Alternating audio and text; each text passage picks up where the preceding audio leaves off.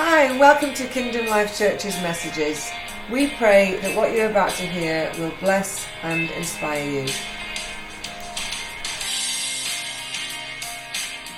So, we're asking the question, what would Jesus do? And I don't know whether you heard the song when you came in, but it's a song by, are they called Cain?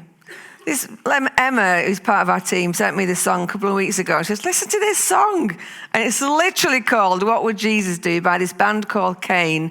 And they released it in August. And I'm like, thanks, guys. That's so kind of you to release a song right in line with our conference.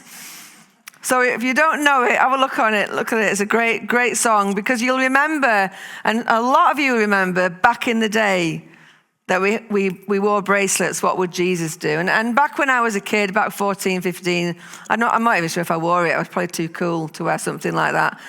But I don't think it would have made much difference to my life, to be honest. But where I am now, and where, like Beth was saying, this is a lot of what we're teaching is what we're learning personally. I think it will make a difference. And I was speaking the other week in our church about the Jews, and if you're up here, you'll know in Gateshead, it's one of the biggest Jewish communities in the UK, second biggest Jewish community, and they still wear the traditional dress. I don't know if they still wear the phylacteries. Anyone know that? They still do. They had to wear these big black blocks on their head to remind them. Now, obviously, we do gifts for you guys. I thought about going down that track, but A, I didn't think you'd come back, and B, you'd all like a load of wallies going out of here, and they'll think you were a cult or something. So we have got something for you, but I'm not telling you what till later. But that's what they did. They all wore these big black things. So I don't know how, it must have worked looking at other people with the big black thing on your head, because unless you looked in a mirror, you could forget. Would you forget you got a big black box on your head? I don't know. But when you're having conversation with someone, it would remind you, oh, I've got one of them. And what was inside it was the yoke. I loved that. I didn't know that about the yoke being the rabbi's theology teaching. That's brilliant. That makes that verse, which I am also going to quote, come alive, doesn't it? What's the yoke of Jesus? How do I get so close to him that the dust is covering me and I know exactly how he wants me to live? And they had to wear them on their wrists as well as a reminder, hey, I am a child of God. This is us now. We're children of God. How should we be living in 2023? Scriptures that Beth brought out in the Old Testament. I love the Old Testament.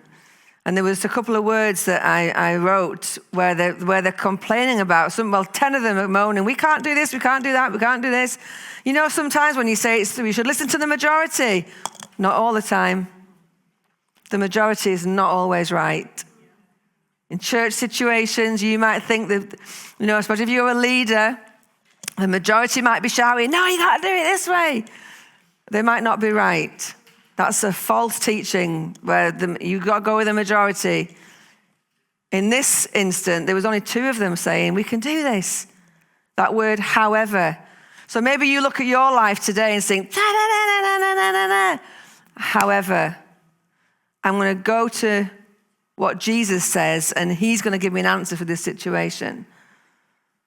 And then 2 other words, but Caleb.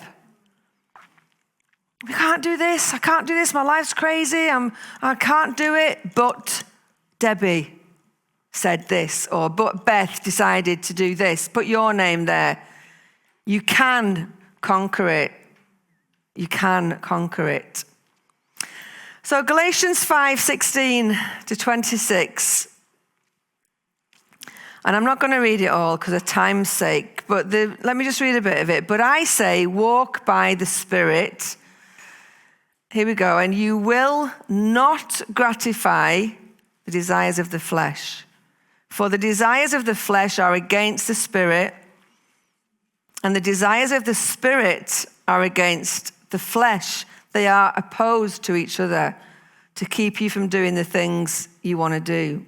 So he's talking here about us keeping in step with the Spirit.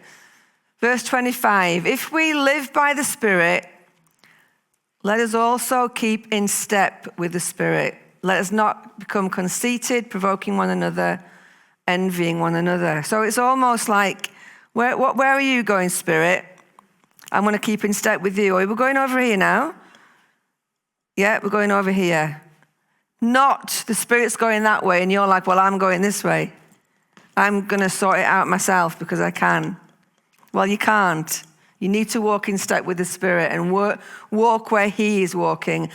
Life won't be challenge-free, but it will be easy because you're walking with Him and listening to what He is saying and how He wants to guide you.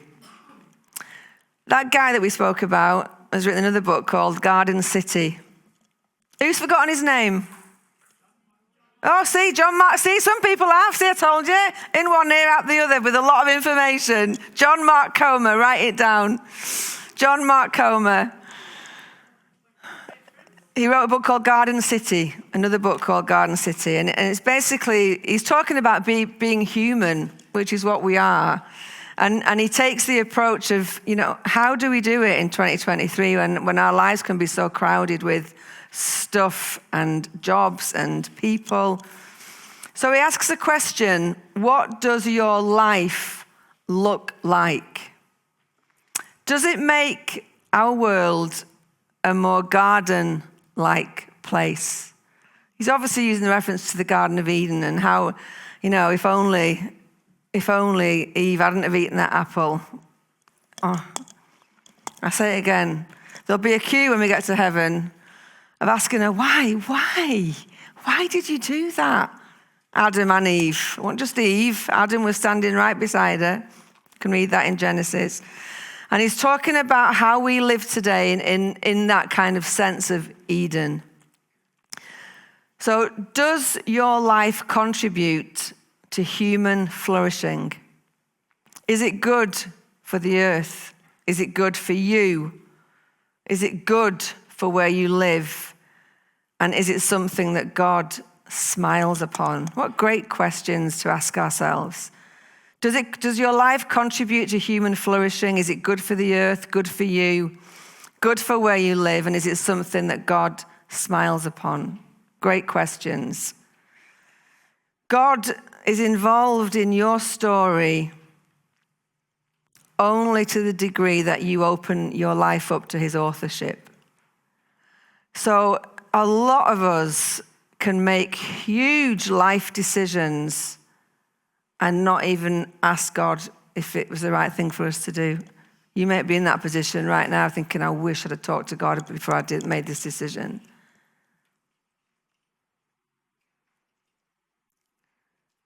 Because we can have Him as Savior, but not as Lord. And we go flying into even life decisions, and God won't just butt in and interfere. If you don't say, God, I want you to control my life. I want you to have authorship of my life. He won't gate crash. If you're in that position and you think, I wish I'd have spent more time with God before I did this, then He doesn't not love you anymore. He absolutely loves you, and He'll help you to work it out. But learn for the next time. Sometimes you win, sometimes you learn. You never lose if you approach it. If you approach it, even a disaster, if you approach it well, God will help you make a way. He says, and it's a scripture that we can sometimes be glib about, but it's very true, but there's a clause. A lot of what Jesus tells us has got a clause on it. And it says, all things work together for the good, for everyone who goes to church and is a Christian. It's not what it says. If you love Him, and loving Him means you are close to Him, and you acknowledging Him. It's great. It's another scripture. Acknowledge Him in all of your ways and He'll make your path straight. That's what He says. But we just go off and do our own thing. We do our own ways. It's absolute chaos. Our boxes are all over the place. And then we say, Jesus, help me. And you know what? He will, because that's how brilliant He is. But He's advising us and inviting us to just pause. Say, if you just acknowledge me in the first place, you wouldn't be in this mess. Because I just said, don't do that. Often we're looking for a green light. And sometimes God has got a blazing red light. So don't ignore the red lights. Don't say, oh, that can't be me. That can't be God giving me a red light. And it could be. He could be saying, no, I don't want you to do that. Stop. It's not going to go well. Be humble enough to say, wow, I was going to make a big mistake then, but I'm not going to do it. I'm going to pull back and I'm going to listen to what Jesus wants me to do. We can say very glibly that God is in control, and of course, ultimately he is. I mean, I don't know about you, but I'm saying most days in my house, I think Jesus must be coming soon with everything that's going on in the world. And of course, he's ultimately in control of that. But he's only in control of your life if you've given him authorship to it. He's not going to just overrule bad behavior. Sounds like we're all kids, but you know what I mean. Wrong choices. He's not going to sit and bless that if you're continuing to make bad choices. This is not on my notes, and it comes up so many times when I'm speaking like this, so I have to say it. If you're texting someone you shouldn't be texting, then stop it. Just stop it, because it is not going to end well. Delete their number today, now. I give you permission to put your phone on and delete them. Or maybe not, because everyone will think you're doing that. That'll get you to put your phones away, won't it? That's going to be my new tactic on a Sunday morning. Every time I have to say, everyone turn your phones off, I'm going to say, if you're texting the wrong person, stop it. Stop it while you can. Neil, one of our elders, spoke last week, and he was talking about repetition. And it's repetition that will get us to change our choices. It's the only way to do it. And he said it takes between 300 and 500 times to get something into your muscle memory. Then you don't think about it. You don't, you know, how many people like to think, what do I do for breakfast this morning? How do I do it again? Didn't have to think about it because it's in us. So it takes effort and it takes work. And one thing he said, which I thought was good, he said a lot of things that I wrote down, but practice makes perfect. And we've all heard that, haven't we? But what he flipped it on its head and he said, well, practice makes permanent. So if you're practicing the wrong thing, that wrong thing is going to become permanent in your life. So you have to undo it. And unfortunately, I hate to tell you this, it's going to take 10 times longer to undo it and then redo it. So this Christian walk, this life, this way, takes some effort and it takes some discipline, but you can do it.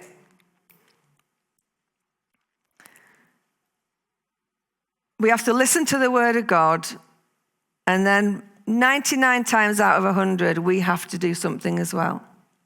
There's a partnership. I gave my life to Jesus when I was 7 and been in church my entire life, even before I was born, coming to church. And my parents are in the ministry too. But it's only in the last few years, similar to Beth probably, that I'm making some connection between choices and outcomes.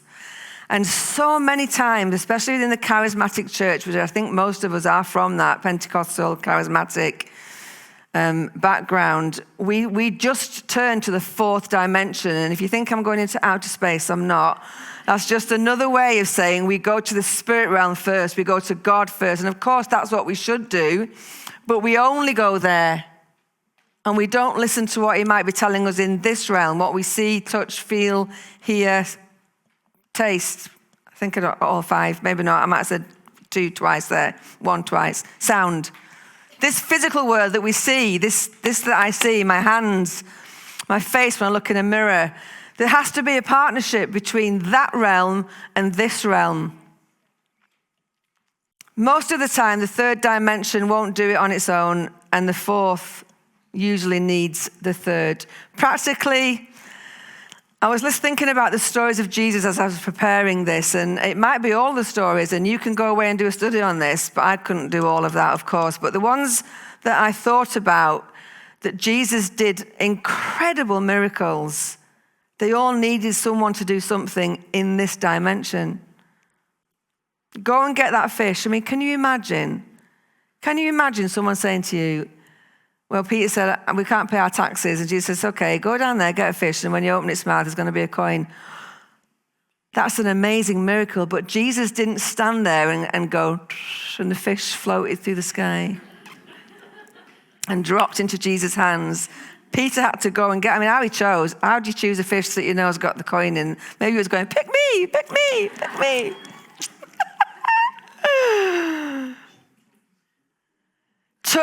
Touch my garment. They had to do something. Zacchaeus climbed a tree. Peter had to step out of the boat. Jesus didn't just transport him onto the water. The boys, when they were fishing and they hadn't caught anything all night, they had to physically, they must have been exhausted. But Jesus didn't just fill the net, they had to do it. What about the friends that brought their friend and wrecked a woman's roof? Jesus did amazing, amazing miracles. But people had to do something first, and then the miracle happened. And for so much of our lives, I believe that we're on a journey. And John won't mind me saying that he's had some health challenges this year, and one of the challenges was diabetes 2 diagnosis that he got. And probably about 18 months ago, he was told that he had the pre, and I haven't got time to go into details, but we've had miraculous things happen with our health. And John, up until February this year, hadn't had a day off sick for 25 years because he just conquered something with sickness. Yes, we've had things attack us, but we've learned to attack them with something higher. So about 18 months ago, he was told that he was on this pre-diabetic track. And so we did what we always do. We went to the fourth dimension. I'm healed by the stripes of Jesus. Thank you, Lord, that you took that sickness on the cross. And I believe that I'm healed by your stripes. But he didn't really change anything in this dimension. So it didn't really change eating habits. So that all accumulated this year where he ended up in hospital, not just with that, but a few other things went wrong. And so we're allowed to talk about this, but it's a great illustration of what we're trying to say today. You can't just go to the fourth dimension and not do something in the third. Jesus will usually ask you to do something. If you want him to do something, he's normally going to ask you to do something. And Beth asked the question, it's not so much asking what would Jesus do, because like she said, we're not a single male wandering around Israel. We're living in 2023. Some of you have got small children. Beth's got 3 under 6. It's a challenge. It's not easy. So a better question is, what would Jesus do if he were me? What would you do, Lord, in this situation? How many times have you prayed, and rather than waiting to hear what Jesus says, you just go ahead and try and fix it yourself?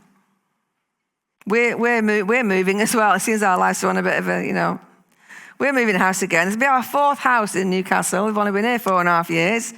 Anybody beat that? And probably when we first started the journey, we had a chance of this flat in Whitley Bay, and I was like, yeah, it's nice. And I just went, both of us, I'm not just going to blame myself. We went looking at other places. We found this beautiful one right on the seafront, and we thought it was all go, green light, green light, green light. Then we got a red light, and the whole thing fell through. So I cried for about 2 minutes, and then got over myself. And long story short, we're going into this flat in Whitley Bay, a lovely flat in Whitley Bay. And I'm just like, if I'd have just listened to that in the first place, I would have saved myself a lot of petrol, a lot of looking on Rightmove. I am sick of Rightmove. Anybody ever got sick of Rightmove? I was sick of it. And it's like, as soon as I can, delete it off my phone. Emails coming through, we found this property, don't want it. And so it's all worked out. But I just think I should have just waited and said, God, if this is right, then it will work out. Stop, look, listen. Instead of trying to work it all out, and then I'm sure God's like that some days, are you? Why won't they just listen to me? So we've got this new saying in our house, and I have to say his name because this is our phrase, just John Mark Comer it. John Mark Comer it. So when you're in a traffic jam and you see that lane going faster, and you're like, why are they going? And you're trying all your hardest thing you can to try and zip out so you can go faster. Just John Mark Comer it. Just chill out. Just go slow. There's no rush. You don't have to rush. Because Jesus said, my yoke is easy and my burden is light. Is that your life? Notice that it doesn't say my life or your life will be easy. No one gets promised that. And if you've got an easy life, you can come and speak next year and tell us how you're doing it. But the easy yoke to me speaks about an approach to the busyness of life that isn't stressful. Jesus was never stressed. Was he busy? Absolutely, he was busy. Was he stressed? We never read that he was stressed. I've got the scriptures down here. Take my yoke upon you. Take my yoke upon you and learn from me. For I am gentle and lowly in heart, and you will find rest for your souls. If you don't know what your soul is, it's your mind, your will, your emotions. What a great scripture. If you take my yoke upon you, you're going to find rest for your mind and your will and your emotions, because my yoke is easy and my burden is light. So take my yoke upon you is another way of saying, what would Jesus do, isn't it? Lord, what would you do? How would you approach this? And the book, I have a little issue with my R's. So whenever I've said this book, The Ruthless Elimination of Hurry, some people have thought I've said curry. That's a whole other book. Maybe I'll write that one. The Ruthless Elimination of Curry. No, hurry. What do you think I said? Harry. Yes, we're not getting rid of Harry. See, Beth's obviously got a speech impediment as well then. Hurry, yeah, Welsh. Hurry. The ruthless elimination of hurry. Hurry is not a blessing. Being too busy isn't impressive, but we've made it so, haven't we? Especially in church. So we can say to people, how are you? I'm good, but I'm so busy. And is that because it seems better or more impressive than to say, I'm really good, I'm having a fantastic, really balanced life of work, rest, and play? Suddenly you start saying things like that and people automatically think you're doing nothing, or you're idle, or you're lazy. It's much better to say, I'm so busy. Not to Jesus it isn't. The second answer is more impressive to Jesus, but we're under pressure not to say those things because it sounds better to the people around us to say, oh, I'm so busy. I was just listening to a pastor preach the other day and he was saying that he's always running, never got time to stop. And I wanted to scream through the screen, well, in my experience, you're doing life wrong then, because it's not what Jesus intended. Now, of course we have busy times. I mean, I'm homeless at the moment. No, that's not strictly true. Well, it is. I haven't got our own home because we had to move out of our bungalow on I don't even know when it was now, 1st of September, I think, and we can't move into our new place till the 29th. So we're sleeping under trees and things. No, we're not. Our church is not that cruel. We have been offered beds. So we've got a camper van and we're living in a house at the moment because someone's on holiday and we move into a caravan tomorrow. So I'm going to have about 5 different houses in the next few weeks. And so is that crazy? Absolutely it is. I'm sick of living out of suitcases and I can't find everything. But I'm learning, this is the season I'm in right now, and it might not be kind of as settled as we'd like. We keep saying, when we get in the flat, I'm going to make sourdough. But I can't do it yet. When I get in the flat, we're going to sort this out. Because you can't do it when you're moving, back to back. But even in that craziness, John and I still find time to just be still. Because I think, especially in ministry, because being a pastor, like what I am, it's a funny old life because your life is kind of a bit of a fishbowl. And people just think they know what you're doing. So if you're not in church, you must be skiving. Not so here. We've kind of educated as we've gone on. Plus, me and John have been doing this for 35 years, so we're less bothered about what people think, as long as God knows we're doing what we should be doing. But it is a challenge, especially for ministers. So let me talk to you guys who have a pastor. If you ever see him and he's not in the office, or you see him going out at 2, please don't say to him, "Oh, you're getting off early, are you?" It really doesn't help. And I can say that to you guys because I don't know a lot of you, but just don't do it. Leading a church is a very tough job. And we need the support of people around us. So don't assume that, I don't even know why I'm saying this either, but maybe it's for someone here. Don't assume you know what your pastor's doing, and give him a break and say, when did I have a day off? If they don't have a day off, you can tell them off because they should. In fact, they should have a day off and a Sabbath, which I'm coming to in a moment. So you say, how do we do that? Well, let me look at some of the things that guy says. Because he talks about 4 spiritual disciplines, and they're pretty radical. Thanks for doing that song, Beth, today. It fits in with where we're heading. And it's a Sabbath. So if I was to ask you in this room now, how many of you would say you practice Sabbath? Show me your hands.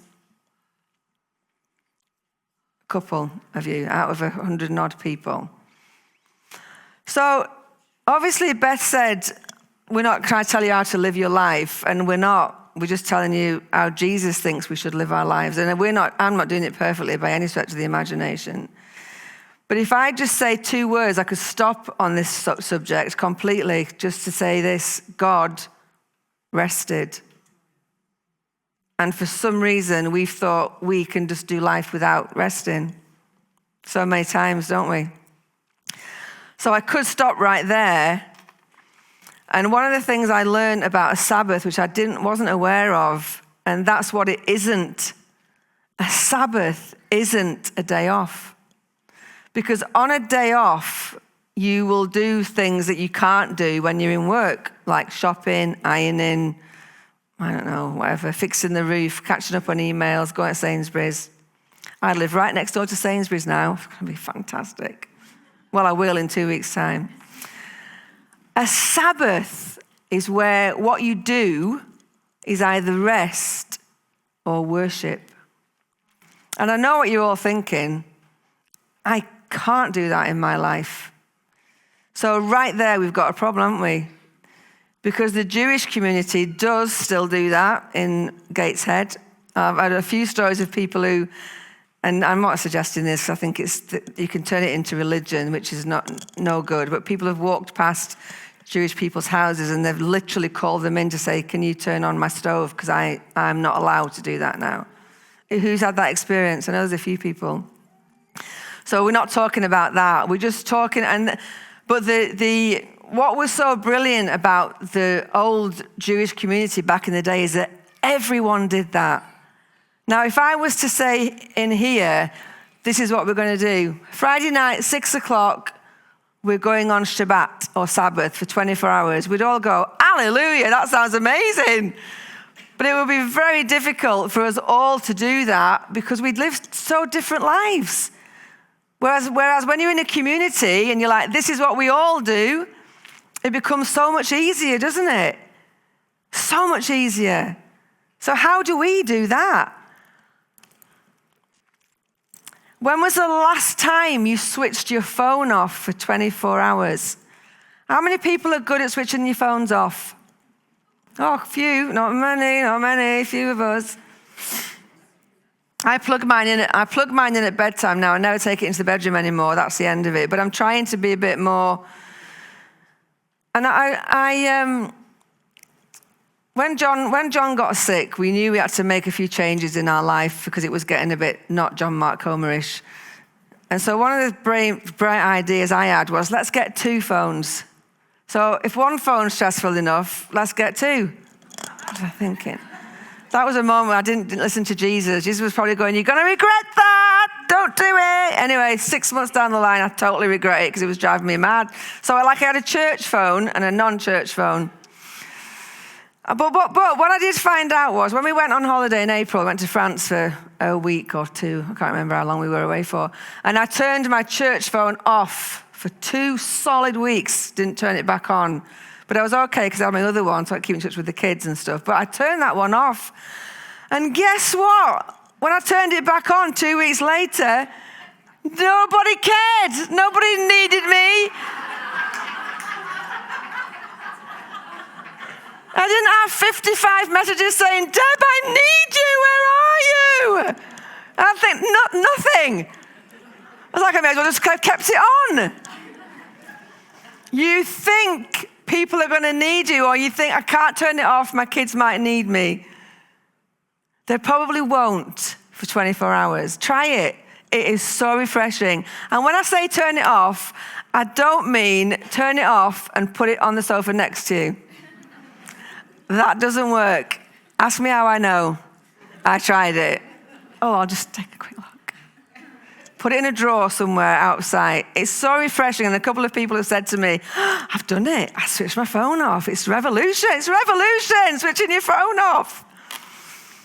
So a Sabbath is like Christmas Day every week, if you like. And you might think, I work like a dog on Christmas Day. But I trust that when you do your cooking for your family on Christmas Day, it should be restful in the sense of it's worship or something that you enjoy to do. So that's why I left Christmas Day in, because, you know, it should be a day that you enjoy. And if you don't, flip it on its head and go to their house for dinner this year. I want to get better at doing this. And it's not easy, but Jesus did it. He took a Sabbath. So ask yourself in your life, when could I do that? When could I literally get to like 6 o'clock on an evening and turn my phone off and just be with my family?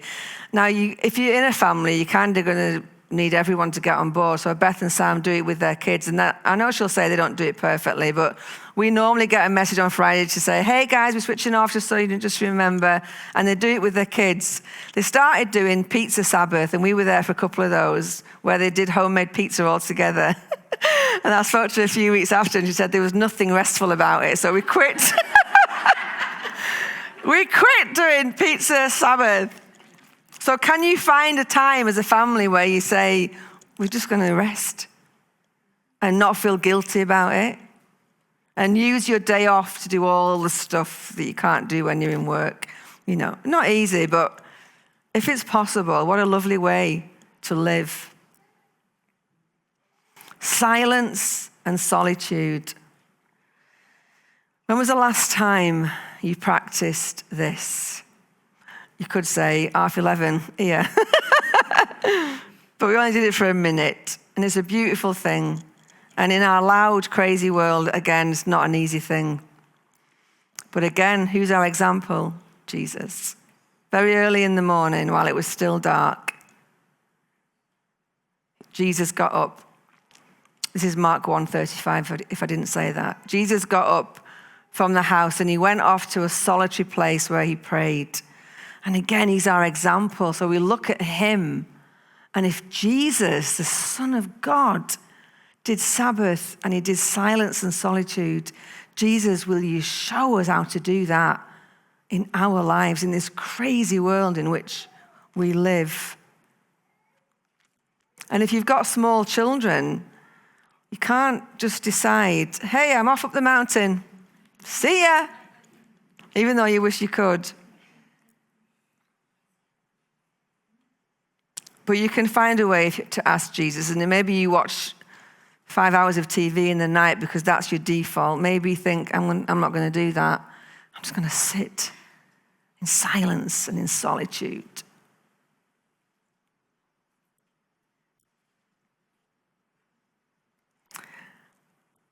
Simplicity. And Beth touched on this morning. I'd never even thought about minimalism until I was reading this book. And so I started to look at it before we moved house this time. And John came in one day and said, where's the toaster?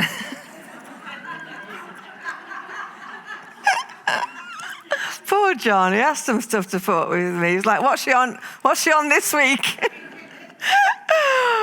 What challenge is she on this week? I said, I put it in the garage, we don't need it. Look how clean the sides are in the kitchen. We'll just use the oven grill.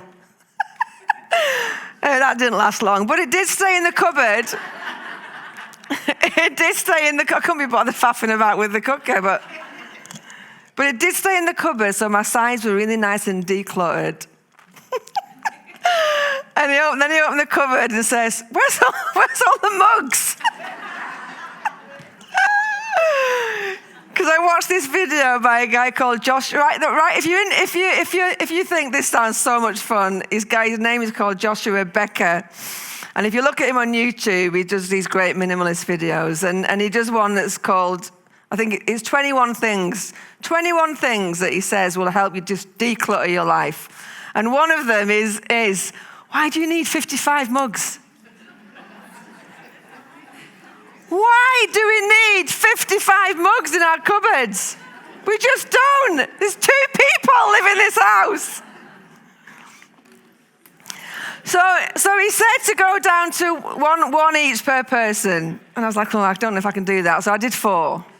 Because me and John like tea first thing in the morning, and then about half an hour later, we like coffee. I'm not washing up in the middle of my quiet time. So I've got 4. Oh my word, it's so refreshing. Do you know why? Because I've never got 8 on the side waiting to be washed up. If 4 need washing up, I have to wash 4 to make a drink. I know some of you are looking at me like I've got 5 heads, but you should try it. You should try it. And then there's another project that I found called Project. The difficult thing with the mugs is you've got some that your granny gave you, and one from Wales, and one from France, and one from that holiday. It's all right. All you got to do is put them in a box. You have to chuck them. You can put them in a box and put them in somewhere, and then swap them out. You'll all go home tonight now, won't you? Clear your kitchen. And your husbands are saying, you're never going to that conference again because I can't find anything. There's also another project called I think it's 333. This one is, all right, don't start throwing stones. Because I realize I'm talking to a lot of women here. But this one talks about getting your wardrobe down to 33 things.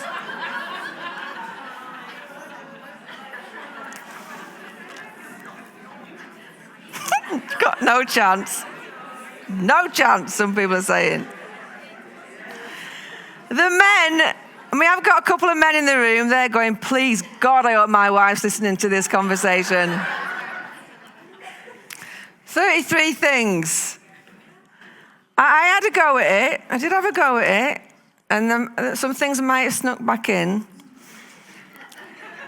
But by and large, I'm trying to do it because, again, when we had to pack up the house 2 weeks ago to move out, my clothes packing was so easy because most of my clothes were already in the garage because I'd got rid of them all to do this project. And like John's had clothes everywhere. And like, right, Vinted, get it on Vinted. You don't wear it, let's get rid of it. And it's just a refreshing way of taking out distractions because the more stuff you've got, the more time you need to have to manage that stuff. So it's interesting, and I hope some of you will take up the challenge and let me know how it's gone. Because obviously these people say, if you don't like it, just go back to having 50 mugs in your cupboard. That's all right. You can try it, can't you? I think Sue and Emma, if Emma ever buys a new cup, she has to get rid of one. That's the rule in their house. But I bet you've still got 30, haven't you? Yes. It's an interesting challenge, shall we say, that if you're up for it, have a go. It's very refreshing. And then the 4th one is slowing. Slow down. Are you always rushing around to get out of the house? I remember the days when I get out of the house. When Beth was talking about the Israelites this morning, I would go back in time when I just had 2. Chris and Beth, trying to get him out of the house in time for school. And I remember one particular morning, I don't know whether Beth remembers it, but it was one of those highly stressful mornings. I hadn't read John Mark Comer. I don't even know. I think you were teenagers because I was losing it. And I had to get to work, I had to get these two to school. They always fought about who's going to go in the front seat. So I banned them. None of them were allowed in the front seat. Banned that. And do you remember this, Beth? I put a yogurt on the dashboard. Do you remember it? And I had this beautiful song when we turned on the engine. I had this beautiful song playing called Peace. And as I I don't even know how this happened, but as I drove away in a losing it mum kind of fashion, the yogurt fell and smashed everywhere. And this song saying, peace. I can't remember the song now, but it was lovely, lovely song, peace. So I was losing it even more, so I jerked the thing off, said, it's nothing but peace in this car. Get out, because now I've got to all get changed because there's yogurt everywhere. Sometimes it's not easy, but just try it. Just slow down. Slow down. Jesus said, yoke easy, burden light. Are there things that you can put in place to make sure you go slower in your life? If you set an alarm, I used to do this when I was a kid, to set an alarm for, I don't know, ridiculous, something like 6 o'clock, and then I'd snooze it 15 times before I had to. Who does that? Yeah, there we are. Put it on snooze, I get 10 extra minutes, snooze, and then you're flying out the door. Some beautiful, wonderful, practical things that Jesus did and invites us to, like Beth said earlier. We're not telling you what to do, how to live your life. We're looking at how Jesus lived and the rhythm of his life. And is there a way that he's saying to us, come and walk with me? If you guys want to come up and just get ready to do a closing song for me, that would be great. Come and walk with me. How do I do that? How do I do Sabbath? How do I do silence and solitude? How do I do simplicity? How do I make my life less chaotic? How do I slow down? Are there things that I could do? You might look at all 4 of those things and think, I don't do any of that, and I'd love to do all of it. Just start with one. Don't overwhelm yourself. Don't go home tonight and chuck everything out so your husband can't find, or your kids can't find anything. Just, go slow. Slow is the word. Sabbath. Can you go home and talk to your family about how can we do Sabbath? Maybe how can we cook sourdough bread together? I don't know, whatever you like to do, how can you do it? How can we be silent and solitude? Not together, solitude's kind of on your own. And how can we make our life simpler, more simple, simpler, more simple? And is there a way that I could slow down? Jesus, you said to us, take my yoke. Take my yoke upon you. Because my yoke is easy and my burden is light.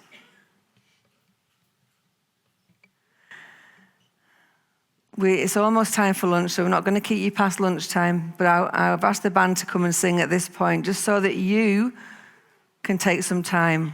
And this room's quite big, so if you want to go to the back and just be on your own just for a few minutes while we worship, you can. If you want to take your notebook and write some things down that maybe Jesus is saying to you.